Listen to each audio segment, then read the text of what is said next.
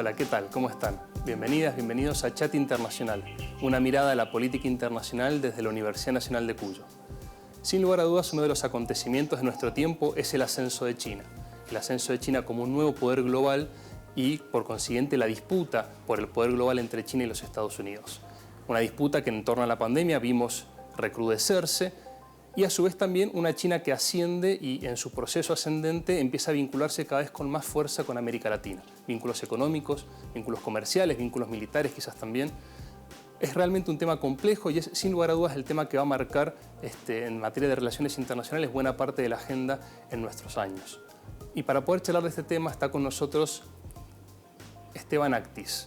Esteban es doctor en Relaciones Internacionales, es docente e investigador de la Universidad Nacional de Rosario y sin lugar a dudas es una de las principales, de los principales jóvenes para charlar de este tema en la Argentina. ¿Qué tal, Esteban? ¿Cómo estás? ¿Qué tal? Un gusto estar aquí. Igualmente, bienvenido a Chat Internacional. Esteban, decíamos un poco al comienzo, ¿no? El tema de China, uno de los grandes temas que sin lugar a dudas para charlar en materia de relaciones internacionales, un tema sobre el cual vos has trabajado mucho y recientemente escribiste un libro donde básicamente lo titulás La disputa por el poder global, ¿no? El ascenso de China y el conflicto con los Estados Unidos, ¿no? ¿Podrías un poco explicarnos qué significa el ascenso de China y cómo se dio un ascenso tan acelerado de un poder político en tan pocos años? Bien, en primer lugar, señalar que bueno, estamos atravesando un periodo histórico de las relaciones internacionales que bueno, vuelve a tener en su centralidad la disputa de dos grandes poderes estatales justamente por áreas de influencia y de poder a nivel internacional. Siempre en la historia de las relaciones internacionales, cuando un poder en ascenso converge con ciertos atributos de poder con la potencia establecida, ya sea por las ambiciones de poder justamente de la potencia en ascenso, como el temor que genera la potencia establecida, la conflictividad es un aspecto estructural de las relaciones internacionales. Esta conflictividad no quiere decir que vayamos a un conflicto militar tradicional, pero sí la tensión, la conflictividad y la disputa en distintas áreas y agendas, bueno, es una regla. Y esto, como siempre decimos los internacionalistas, más allá de quién sea el presidente de Estados Unidos o quién sea el líder del Partido Comunista Chino, más allá de los agentes y más allá de las agencias, las burocracias, bueno, la estructura nos dice que la conflictividad llegó para quedarse. Entonces eso es una cuestión importante a tener en cuenta. La segunda, que da para una conferencia más larga, más allá de los pocos minutos que tenemos, cómo China llegó a ser un actor, la segunda economía del mundo y una potencia global, bueno, ha dado para muchas disertaciones, tesis. Lo que sí, brevemente, es muy difícil ver en la historia de la humanidad un ascenso tan rápido en tan poco tiempo de un actor estatal en su capacidad de acumular poder económico, político, militar, como es el caso de China. Entonces, en los últimos 30 años, China pasó de ser un país en desarrollo a una potencia media o emergente a hoy ser verdaderamente una potencia mundial. Bueno, esa rapidez en 30 años en la historia universal es muy poco tiempo.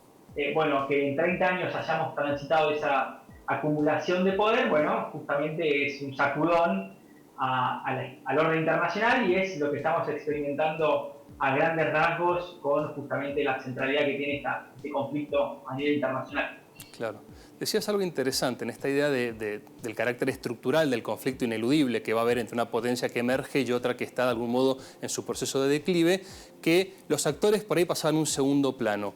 En este sentido, ¿considerás que, por ejemplo, si bien con Trump parece darle como un nuevo impulso a China, digamos, en su discurso y en la beligerancia, ¿no?, entre los dos países? Habían algunos antecedentes quizás con Hillary Clinton durante el gobierno de Obama, pero de algún modo no es esperable que con Biden o con ningún cambio, decís vos, de gobierno en ninguno de estos dos países ese conflicto o la dinámica de ese conflicto cambie demasiado. Exactamente. Pueden haber ajustes, matices, modos de entender y estrategias diferentes, pero la conflictividad, bueno, como decimos los internacionalistas, es estructural. Y esto me parece que es un rasgo trascendente. Nosotros los internacionalistas muchas veces se nos acusa de pensar de manera sistémica todo lo que pasa en el sistema internacional Y bueno, la distribución del poder es un tema central y lo que estamos viendo justamente es que, bueno, y lo hemos visto, hace falta hay un libro de un académico norteamericano, Graham Allison, que es justamente un profesor de Harvard, que ha analizado las 16 transiciones hegemónicas, por así decirlo, entre potencias que ascienden y potencias establecidas, y bueno, 12 de ellas terminaron en un conflicto bélico. Lo que no quiere decir que esto pase así, pero bueno, la tensión es inherente, y eso es lo que siempre intento transmitir, porque bueno, generalmente muchas veces se mira la política internacional como si fuese un reflejo de la política doméstica, donde el sistema presidencialista como el argentino, la figura presidencial casi se la ve excluyentemente como quien decide y quien tiene la capacidad de moldear a los agentes y a los actores y la estructura, y bueno, en este caso es al revés, la estructura va a ser la que va a moldear y está moldeando de alguna manera las preferencias de las élites políticas, tanto en China como en Estados Unidos. En este sentido, esta nueva dinámica donde tenemos dos grandes poderes, dos grandes países que están controlando en buena medida el poder global, no va a ser exactamente igual que lo que transitamos en la segunda mitad del siglo pasado, ¿no? Porque por ahí da a parecer que China no tiene una pretensión de conflicto directo como podía llegar a haber durante la Guerra Fría. Parece que estamos en una dinámica distinta, con dos grandes poderes hegemónicos, pero con una sensación de multilateralidad. ¿Esto puede ser así? Bien, sí, claramente el escenario actual no es de Guerra Fría, porque la Guerra Fría fue una etapa histórica donde el sistema internacional era casi exclusivamente interestatal, es decir, los estados eran casi los únicos actores que estaban presentes en las relaciones internacionales. En los últimos 20 años, con el proceso de globalización, el proceso de transnacionalización, hoy tenemos un conjunto de actores que son muy importantes y muy poderosos en las relaciones internacionales, que no están afincados a estados. La banca privada de capitales, los fondos privados de inversión, las empresas multinacionales, las organizaciones no gubernamentales, los organismos internacionales. Entonces, en ese sentido, bueno, la característica principal de esta disputa entre grandes poderes es que se da en un contexto donde, si bien estos dos estados tienen mayores poderes relativos que el resto de los estados, no manejan y no tienen el control sobre gran parte de las dinámicas internacionales. Entonces, esto es un dato interesante, y el otro dato interesante es que la interdependencia mutua entre Estados Unidos y China es magnífica, es muy grande en materia comercial, en materia de inversiones, en materia financiera, en materia cultural, en materia política. Los dos países están imprintados de una manera muy fuerte. En el caso de la Guerra Fría, lo único que unía a Estados Unidos y la Unión Soviética era el temor y la preocupación por la Alemania nazi. Claro. Una vez desaparecido el nazismo, fue muy fácil hacer una cortina de hierro. Bueno, en este caso, todos los intentos que se está hablando de un desacople y demás son muy costosos porque la interdependencia es muy fuerte. Hay muchos actores involucrados, muchos intereses, muchos costos de intentar repetir esa vieja cortina de hierro. Entonces, bueno, estamos atravesando una disputa que poco tiene que ver con la Guerra Fría que, como bien dijiste vos, experimentó el mundo en la segunda parte del siglo XX. Claro, es mucho más complejo el escenario ahora. Te invito, Esteban, que hagamos un primer corte y después seguimos conversando entonces con esto, con más Chat Internacional.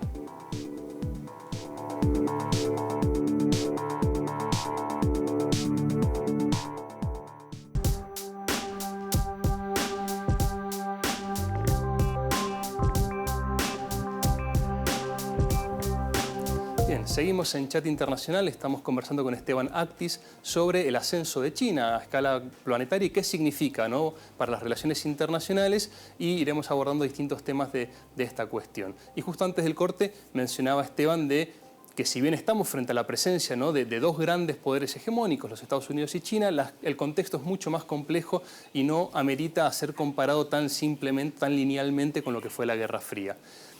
Mencionabas, Esteban, algo muy interesante. Ahora la cantidad de actores con poder efectivo de influir en las relaciones internacionales es mucho más complejo. La relación entre estos dos grandes poderes hegemónicos es mucho más compleja, pero hay una particularidad que me parece interesante. En el caso chino específicamente, el sector público, o lo que podríamos denominar el sector público, sigue teniendo una gravitación o una relevancia sobre buena parte de lo que hace China, que por ahí es difícil de comprender cuando lo comparamos con Europa o con Estados Unidos, ¿no?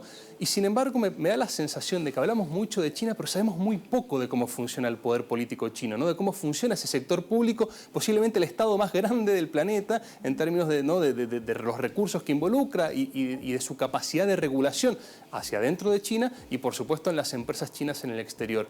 ¿Qué nos podrías comentar un poco de cómo es este complejo sistema público chino? Bien, bueno, siempre cuando me hacen esta pregunta yo digo que no soy un sinólogo.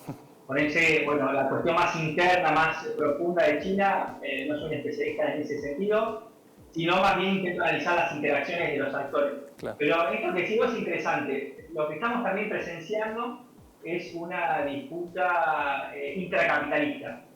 Es decir, no estamos con dos modelos de acumulación distintos como en la Guerra Fría, sino lo que estamos viendo es que tenemos un capitalismo de mercado o liberal, como es el norteamericano, donde la transformación productiva está adelante principalmente por el sector privado.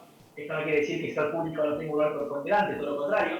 Yo siempre digo que hay que leer a distintos autores como Danny Rodrik, Mariana Mazzucato, que justamente plantean cómo el Estado emprendedor norteamericano ha sido fundamental para explicar el desarrollo capitalista en Estados Unidos.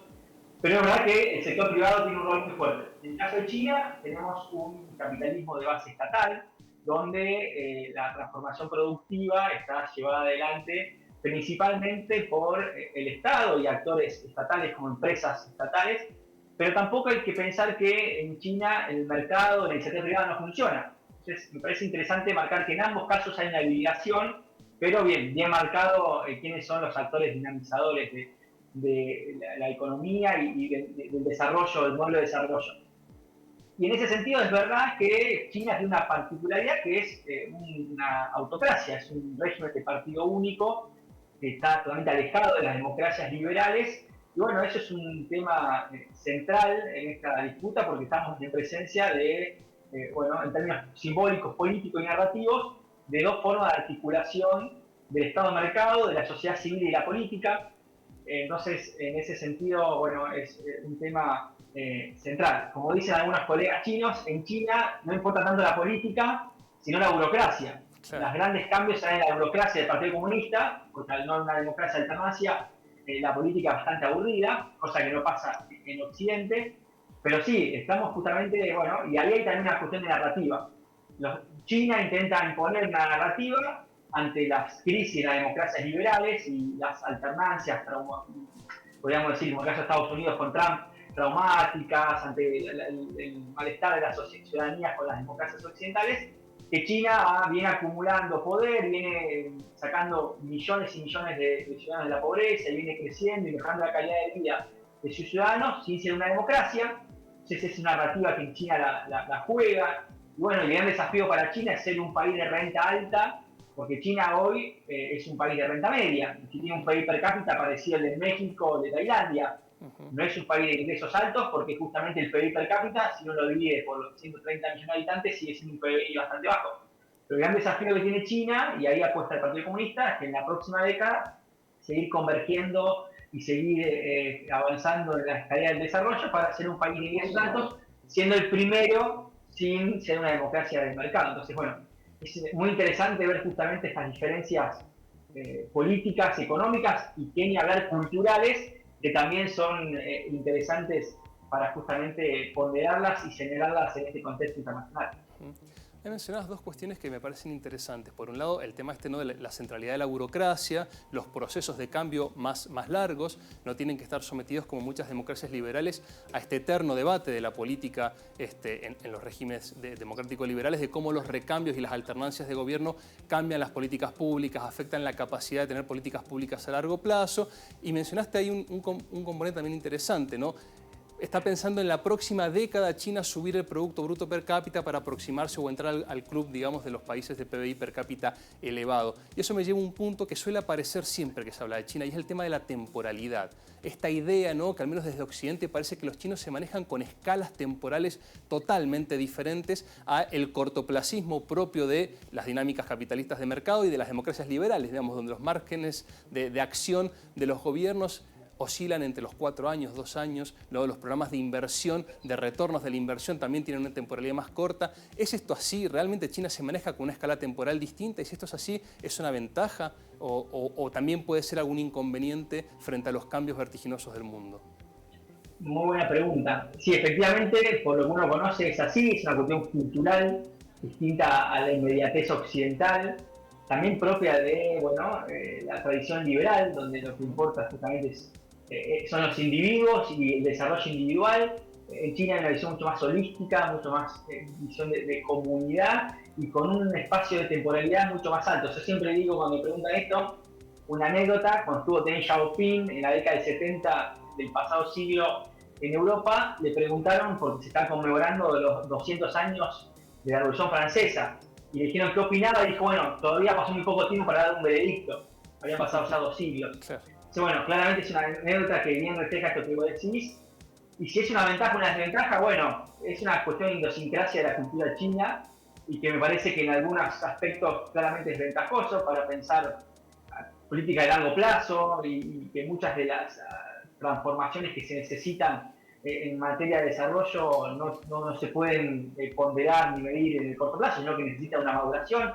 Y bueno, que China tenga esa temporalidad de largo plazo en sus políticas públicas es importante, pero también, como decís vos, bueno, la cuestión de algunos cambios y adaptaciones a aspectos de transformaciones sociales que se están dando de manera vertiginosa, como la cuestión tecnológica y demás, puede hacer que ahí haya un ruido en la capacidad de adaptación y que el Partido Comunista Chino pueda perder algún tipo de legitimidad social. Bueno, por eso es algo que estamos en los supuestos, pero claro, efectivamente la cuestión fáctica es que el tiempo en China culturalmente es distinto a cómo lo pensamos de Occidente.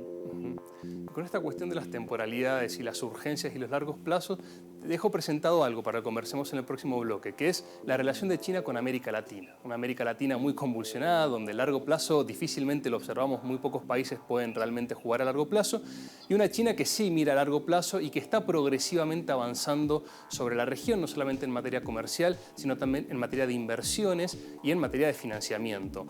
Dejo presentado el tema, así en el próximo bloque nos metemos de lleno aquí en Chat Internacional con la cuestión de la relación entre China y América Latina. No se vayan, ya volvemos.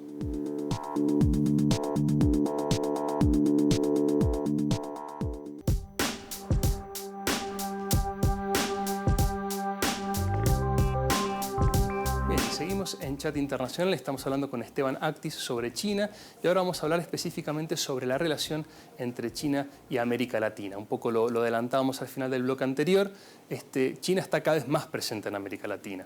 Y esa presencia es materia de una discusión bastante persistente en los últimos años. Hay personas que insisten en la importancia de seguir focalizándose en orientarnos más hacia China, otros advierten de los riesgos, ¿no? Muchas veces, a veces no tener razón antes de tiempo se parece mucho a equivocarse. Entonces, por ahí el tema de cuándo es el momento adecuado para seguir dependiendo o profundizando esa relación de dependencia con China puede ser un tema bastante álgido, ¿no?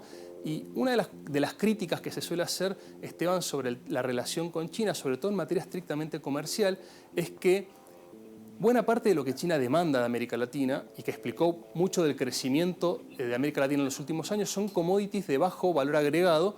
Incluso esa gran demanda de China de esos productos fue lo que hizo subir el precio de los mismos y habilitó una década prácticamente de un crecimiento bastante acelerado en América Latina, pero un crecimiento que muchos advierten un tanto riesgoso en la medida que reprimariza las economías latinoamericanas, ¿no? Minerales, soja, por pensar el caso argentino. ¿En qué medida entonces es nuestra relación comercial con China una posibilidad para avanzar en el desarrollo o es simplemente una forma de conseguir algunas divisas pero que tiene el riesgo de esta posible reprimarización o de persistir en modelos extractivos, ¿no? ¿Ve China en América Latina solamente un lugar para extraer recursos naturales?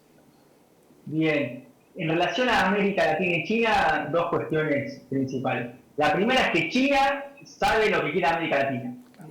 América Latina como una región que después podemos ir viendo los matices, pero como una geografía alejada de China, es un abastecedor de materias primas. Entonces, su comercio, sus inversiones, su financiamiento está puesto para que sea, bueno, un hub comercial de abastecimiento de materias primas, ya sea de alimentos, de minerales, ahora en este contexto de cuarta revolución industrial, como el litio, como un mineral novedoso, o de energía. La gran pregunta es que eso creo que todavía no se ha hecho o no hay más consenso, es qué quiere América Latina de China. Exacto. Entonces ahí aparecen las preguntas. Como bien decís vos, desde Panamá al sur, y acá hacemos una división subsistémica, desde sobre todo que es Sudamérica, hay una cierta complementariedad comercial, porque justamente China demanda materias primas, donde América Latina tiene ventajas, América del Sur, perdón, tiene ventajas comparativas, y bueno, China es una gran fábrica del mundo donde abastece con bienes industriales a un precio muy competitivo a nivel mundial. Entonces se da una complementariedad. Algunos hablan de un matrimonio perfecto. Como todos sabemos que los matrimonios perfectos no existen, bueno, hay oportunidades y amenazas. Y una de esas, como bien decimos, es que el vínculo con China lo que ha acelerado es un patrón de especialización productiva, de reprimarización en los países sudamericanos. Estamos hablando de Brasil, Argentina, Uruguay, Perú, Chile, donde se produce, por un lado, la reprimarización, es decir, bueno, economías que intensifican su producción primaria con menor valor agregado que una vinculada a cuestiones industriales, tecnológicas de servicio. No quiere decir que el sector agropecuario no tenga valor agregado, pero es una discusión interesante. Y el otro problema es que hace que las exportaciones se concentren a un solo destino. Por ejemplo, Brasil, Chile y Uruguay, más del 30% de sus exportaciones van a China. Entonces también la poca diversificación comercial y la estructura productiva, sí, bueno, son una alerta, una amenaza, porque esto, bueno, genera dificultades a la hora de pensar un desarrollo inclusivo que pueda ser abarcativo a sectores populares, sociedades tan complejas como son, por ejemplo, la brasileña, con 230 millones de habitantes, donde uno ve que una inserción productiva primaria tiene un problema social muy fuerte porque no cierran los números en términos de la brecha laboral. Pero sí, es una gran demanda. Claramente, yo siempre digo que hay las binarias. China tiene ventanas de oportunidades y también tiene aspectos de amenazas. Están en los países de la región, en las políticas públicas, en las políticas exteriores, maximizar lo primero, las oportunidades y reducir las amenazas. Pero pensar a China de manera binaria, sí o no, malo o bueno, al igual que ningún país. Vemos con Estados Unidos, me parece que es justamente algo que nubla el juicio y hace que los análisis bueno, sean maniqueos y binarios y que no sean acorde con lo que pasa en la realidad. Mencionabas algo al comienzo del bloque que es interesante, esta cuestión de la complejidad en las relaciones entre los países, la mayor interdependencia. Y yo pensaba, ¿no? ¿De qué modo? Porque justo con el ascenso a China tenemos que mencionar también toda esa región, ¿no? Todo el sudeste asiático, la misma India, la persistencia de Japón también como una potencia importante, parecen estar girando el centro económico del mundo del Atlántico Norte al sudeste asiático, hacia el Pacífico si se quiere, lo cual implica todo un cambio en términos económicos para América Latina, que siempre miró hacia el norte del Atlántico, sobre todo Europa y los Estados Unidos, ahora tiene que empezar a mirar hacia Asia, pero sigue siendo un subcontinente occidental, digamos, en sus instituciones, en su concepción de las cosas, en su organización política y económica. ¿Pensás que de algún modo la barrera cultural puede llegar a ser un inconveniente o está junto con esta mayor presencia económica de China en la región? ¿También hay o se empiezan a prever algunas instancias de una mayor penetración, por decirlo de algún modo, de una mirada oriental o de mayor perspectiva sobre lo oriental en América Latina también? Bien, a ver, está claro que si uno mira la cuestión político-cultural de las élites latinoamericanas, no está acompañando este shift power que bien decís vos, que es el corrimiento de la economía mundial de Occidente a Oriente. Ahí tenemos una brecha, un gap muy interesante, que claramente eso puede ser bueno, un factor que atente contra una inserción exitosa en estos nuevos mercados más dinamizadores. Un ejemplo, si uno mira las embajadas, las cancillerías y los ministerios de Relaciones Exteriores de América Latina, va a ver que todavía siguen teniendo mucha masa de recursos humanos trabajando en embajadas europeas, bueno, y ahora Estados Unidos, Canadá, pero muy poco desarrollo diplomático en los países del sudeste asiático.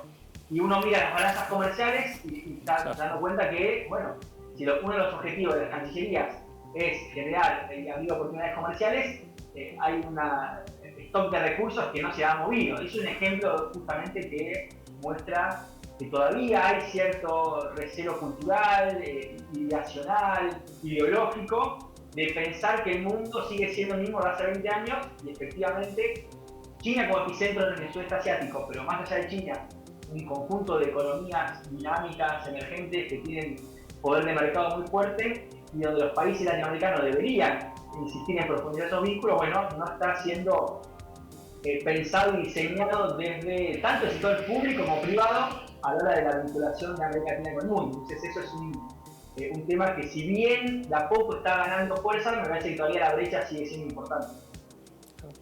Esteban, muchísimas gracias. Ha sido muy claro estos conceptos.